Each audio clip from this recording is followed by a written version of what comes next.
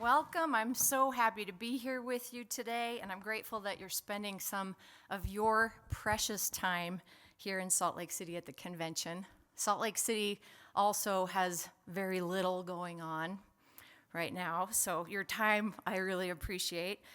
And that's why when I fell prey recently to a trend where people get ChatGPT to roast their own Instagram accounts, ChatGPT said that I post too many pictures of meetings and that people might think I'm a model for convention and conference rooms.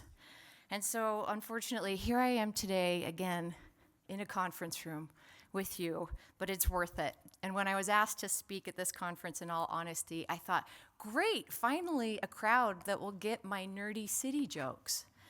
So thank you for being here. And just in lieu of that, I'm going to put on one of the 57 hats that we've made this year as Salt Lake City. You might have a stash of your own from your city. Many of you in your cities use social media also to show off your achievements. I use it to show off things like Pothole Palooza that we do every year now. And if you've driven through Salt Lake City, you know that we've had rough roads for just a few decades. But we're making progress. We finished 300 West. We finished 900 South.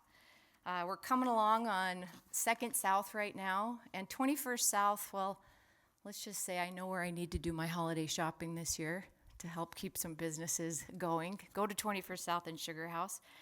And fortunately, we've now succeeded in making our reconstruction projects so widespread that you're really only going to hit one pothole, but it's going to be miles long. Okay, hang in there.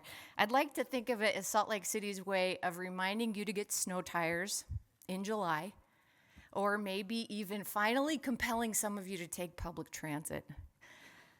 But some say also nationally, especially during a presidential election year, that it's difficult to get Democrats and Republicans to get along and be collaborative. But in my experience, this is the one area that we can all disagree better, and that's by bringing up construction. It seems to unite us all pretty effortlessly because instead of blue dots and red dots, we're just a sea of orange cones. So welcome to the place where we can all come together. And it is our intention to have those roads in great shape by 2034. You might have heard that the Olympics are coming back in Utah. It's very, very exciting.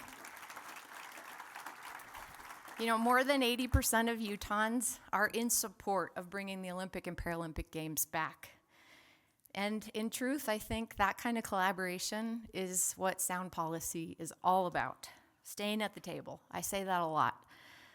And sometimes, though, that table can feel a bit like a dysfunctional Thanksgiving dinner where half the people might just be there for the pie and the other half aren't talking to each other very much. And because it's Utah, only a few of them are holding out for a beer at the end. But all the jokes aside, I'm grateful for the incredible leaders and the dedicated public servants that I get to work side by side with every single day. And this room is full of people who care deeply about your communities, but also about the future of this great state, because you're first and foremost public servants. And I know, your jobs are not easy. These days, the criticisms of government come daily and they come in spades. And while actually, unfortunately, so often, the victories of our solutions pass as quickly as the state legislature giving themselves more power. That was a joke, you guys. It's a little funny. They're getting real fast at that. I'm proud of the progress that we're making together and the successes that we can learn from each other. I think that's what our good Governor Cox would call the Utah way.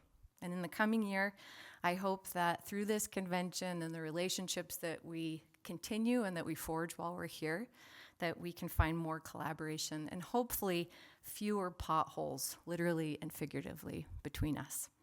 Thank you so much for being here today. I am honored to introduce our next speaker. He's the man who's given so much to the Olympic and Paralympic movement here in Utah and around the world. He's championed the return of the games for more than 20 years. He's a great leader and he's an even better friend. Please put your hands together for Fraser Bullock.